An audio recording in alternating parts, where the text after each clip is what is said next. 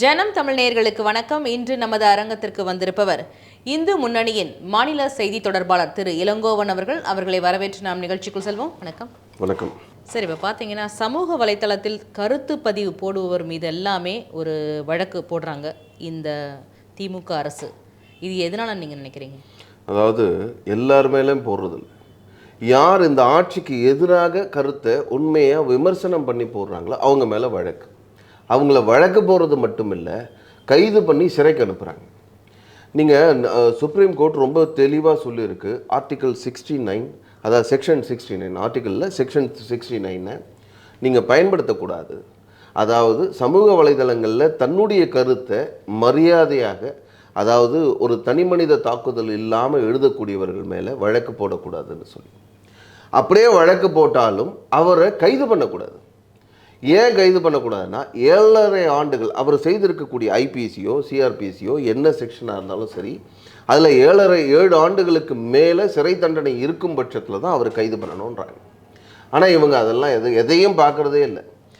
முதலமைச்சரை பற்றி நீங்கள் எதாவது பேசிட்டோம், முதலமைச்சருக்கு எதிராக ஏதாவது சொல்லிட்டாங்க, அவருடைய குடும்பம் கோபாலபுரம் குடும்பத்தை பற்றி ஏதாவது சொல்லிட்டாங்க, அவருடைய மகனை பற்றி ஏதாவது சொல்லிட்டாங்கன்னா உடனடியாக எதையாவது ஒரு கேஸில் போட்டு சமூக அமைதிக்கு குந்தகம் விளைவித்தார், பதட்டத்தை உருவாக்கினார், இப்படி எதையாவது ஒன்று புதுசாக சொல்லி அந்த சட்டம் இது எதுவுமே இல்லைன்னு சொன்னால் கூட அவரை எதாவது கைது பண்ணணும்னா இவர் போட்டதுனால அங்கே ஏதோ பிரச்சனை வந்துருமோ என்று கைது செய்கிறோம் அப்படின்னு சொல்லி நீதிமன்றத்துக்கு கொண்டு போய் அவரை ரிமாண்ட் பண்ணி ஜெயிலுக்கு அனுப்புறது.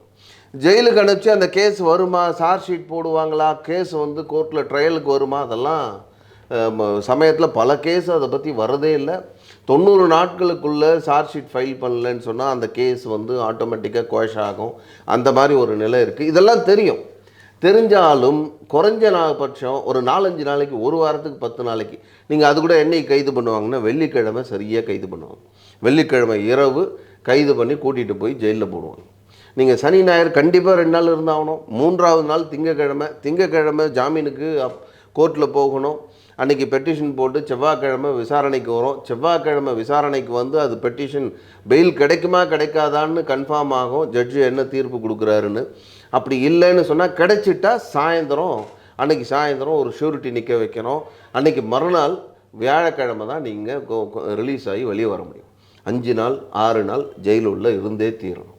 இப்படி திட்டமிட்டே இந்த மாதிரி கருத்து சுதந்திரத்துக்கு எதிராக யாரெல்லாம் தன்னுடைய கருத்தை நேர்மையாக எழுதக்கூடியவர்கள் மேலே கூட இன்றைக்கி வழக்கு போட்டு ஜெயிலுக்கு அனுப்புறது, இந்த அரசாங்கத்தினுடைய குறைகளை சுட்டி காண்பிப்பவர்கள் அவங்க மேலே வழக்கு போடுறது, இந்து மதத்துக்கு எதிரான இவர்களுடைய தொடர்ந்து தாக்குதல்களை பற்றி யாராவது எழுதுனா, கோவில்களில் இவர்கள் செய்யக்கூடிய அநியாயங்கள் அக்கிரமங்களை பற்றி எழுதுனா, இவங்க செய்திருக்கக்கூடிய ஊழல்களை பற்றி பேசினா உடனடியாக அவர்கள் மேலே வழக்கு போடுறது. இது தமிழ்நாட்டில் தொடர்ந்து நடந்துட்டு கிட்டத்தட்ட ஒரு 50லேருந்து 60 பேர் இது மாதிரி தொடர்ந்து பல பத்திரிகையாளர்கள், யூடியூபர்ஸ், இந்த மாதிரி பல பேர் அவர்கள் மேலே வழக்கு.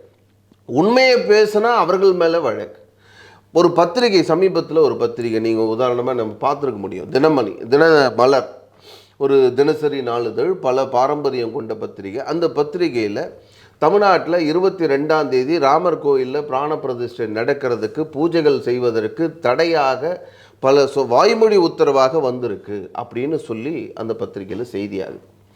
யாரோ ஒருத்தர் ஒரு கோவிலில் போய் கேட்குறாரு, அதெல்லாம் கிடையாதுங்க, அனுமதி இல்லைன்னு சொல்கிறாங்க, இது வாய்மொழி உத்தரவாக கிடைச்சிருக்குன்னு செய்தியை போட்ட உடனே அப்படியெல்லாம் இல்லை அப்படின்னு அரசாங்கம் ஒரு செய்தி குறிப்பை கொடுக்குது. அந்த செய்தி குறிப்பில் அவங்க சொல்கிறாங்க, நாங்கள் அப்படியெல்லாம் எந்த தடையும் சொல்லலை, யாரும் பூஜை பண்ண வேண்டாம்னு சொல்லலை அப்படின்னு சொல்லி உடனடியாக மறுநாள் தினமலர் அதுக்கு ஆதாரமாக ஒரு விஷயத்தை கொடுக்குறாங்க. இந்த செய்தி குறிப்பில், அரசாங்கம் சொன்ன செய்தி குறிப்பில் வெறும் நாங்கள் தடை போடலைங்கிற மட்டும் இல்லை, நாங்கள் எல்லா இடங்கள்லையும் ஆதரவாக செயல்பட்டுருக்கோம், இவங்க பூஜை பண்ணுறதுக்கெல்லாம் ஆதரவாக செயல்படுறோம். இந்த மாதிரி வேண்டுமென்றே பொய் செய்தியை தினமலர் தினசரி நாளிதழானது செய்தியை கொண்டு போகுது. மக்களிடம் பொய் செய்தியை கொண்டு போய் அரசாங்கத்துக்கு எதிராக வேண்டுமென்றே மக்கள் மனசில் ஒரு குழப்பத்தை ஏற்படுத்துறதுக்காக முயற்சி பண்ணுறாங்க. ஆகையினால் அவங்க மேலே நாங்கள் சட்ட ரீதியாக நடவடிக்கை எடுப்போம் அப்படின்னு சொல்லி இந்த செய்தி குறிப்பில் சொன்னாங்க. மறுநாள் தினமலர் பத்திரிகை யாரெல்லாம் எந்தெந்த அதிகாரி, எந்த காவல்துறை அதிகாரி இது மறுப்பு தெரிவித்து கடிதம் கொடுத்தாங்க, அனுமதி இல்லைன்னு அனுமதி ரத்துன்னு சொல்லி கடிதம் கொடுத்தாங்க, இதையெல்லாம் பட்டியல் போட்டு செய்தியாச்சு. அதுக்கப்புறம் வாய் திறக்கவே இல்லை. இப்படி அவங்க பத்திரிகை இருக்கிறதுனால அவங்க என்ன நடந்ததுங்கிறத மக்கள் மத்தியில் கொண்டு போய் சேர்க்குறாங்க. ஆனால் ஒரு தனி மனிதனா நான் வந்து என்னோட ஃபேஸ்புக்லேயோ என்னுடைய யூடியூப்லேயோ என்னுடைய ட்விட்டர் பேஜ்லேயோ நான் எதையாவது ஒரு செய்தி போட்டால் இந்த செய்தியை ஒரு சாதாரண தனி மனிதனா அவனுக்குன்னு ஒரு பெரிய அவன் எந்த பொலிட்டிக்கல் பார்ட்டியோ எதையும் சாராத ஒருத்தன் அவர் செய்தி போட்டால் அவங்க மேலே திடீர்னு இந்த மாதிரி ஒரு கைது நடவடிக்கை எடுக்கும் பொழுது அந்த ஒட்டுமொத்த குடும்பமும் பாதிக்கப்படுகிறது. இதெல்லாம் தெரிஞ்சே கூட இதுதான் நாம் முதல்ல சொன்னும் பொழுது பல முறை நான் தொடர்ந்து சொல்கிறேன், இந்த அரசாங்கம் நீதிமன்றங்களையோ நீதிமன்ற தீர்ப்பையோ என்றைக்கும் மதிக்கிறதே கிடையாது. என்னடா நீதிமன்றம் என்னடா தீர்ப்புன்னு சொல்கிற மாதிரி. என்ன ஆர்எஸ் பாரதி ஏற்கனவே பேசியிருக்கார், கருணாநிதி போட்ட பிச்சை தான் நீதிபதிகள்லாம் பதவியில் இருக்கிறது அப்படின்னு சொல்லி. அதனால் அவங்க என்ன நினைக்கிறாங்க, நாம் நீதிபதி என்ன நாம் போட்ட பிச்சை தானே நீதிபதியாக வந்திருக்காங்க, அவங்க சொல்கிறது நாம் கேட்கணுமா அப்படி நினைக்கிறாங்களான்னு என்னன்னு தெரியல. திமுக தான் அதை அவங்களுடைய நிலைப்பாட்டை சொல்லணும். ஆனால் உண்மையில் என்னென்னா இந்த மாதிரி தொடர்ந்து இந்த தமிழ்நாட்டில் இந்த விஷயங்கள் கருத்து சுதந்திரத்துக்கு எதிராக இந்த மாதிரி கருத்து சுதந்திரத்துக்கு கருத்து யார் சொல்கிறாங்களோ அவங்களுக்கு எதிராக நடவடிக்கை எடுக்கிறதுக்கு பேர் பாசிசம்னு பேர். அந்த மாதிரி ஒரு பாசிச மனப்பான்மையோடு சர்வாதிகாரி, நான் கட்சிக்காரங்களுக்கு சர்வாதிகாரியாக இருப்பேன்னு ஸ்டாலின் சொன்னார். ஆனால் இன்னைக்கு தமிழ்நாட்டில் மக்களுக்கு எதிராக சர்வாதிகாரியாக அவர் செயல்பட்டு கொண்டிருக்கின்றார். அவருக்கு இதெல்லாம் தெரியுமா தெரியலையான்னு தெரியல. உண்மையிலே அவர் சர்வாதிகாரியாக செயல்படுறாரா இல்லை அவரை திருப்திப்படுத்துறதுக்காக மற்ற ஒரு குழு தான் வந்து மற்றவங்கெல்லாம் வெளியிருந்து பல பேர் இந்த அரசை இயக்கி கொண்டு இருக்கிறார்கள் அப்படின்னு பல பேர் தொடர்ந்து சொல்லிட்டு இருக்காங்க. அப்படித்தான் இந்த அரசை இயக்கக்கூடிய குழு தான் இந்த மாதிரி நடவடிக்கை எடுக்கணும். இந்த மாதிரி கைது நடவடிக்கை யார் இந்த அரசாங்கத்துக்கு எதிராக விமர்சனம் பண்ணியிருக்கானோ உடனே கைது பண்ணுன்னு அவங்க தான் குறிப்பு கொடுக்குறாங்களோ, அரசாங்கத்தில் இருக்கக்கூடிய காவல்துறையை கையில் வச்சிருக்கக்கூடிய ஸ்டாலின் அவர்களுக்கு, முதலமைச்சர் ஸ்டாலின் அவர்களுக்கு ஒன்றுமே தெரியலைங்கிறது கூட சில பேர் சொல்லிட்டு இருக்காங்க. எது உண்மையோ தெரியல.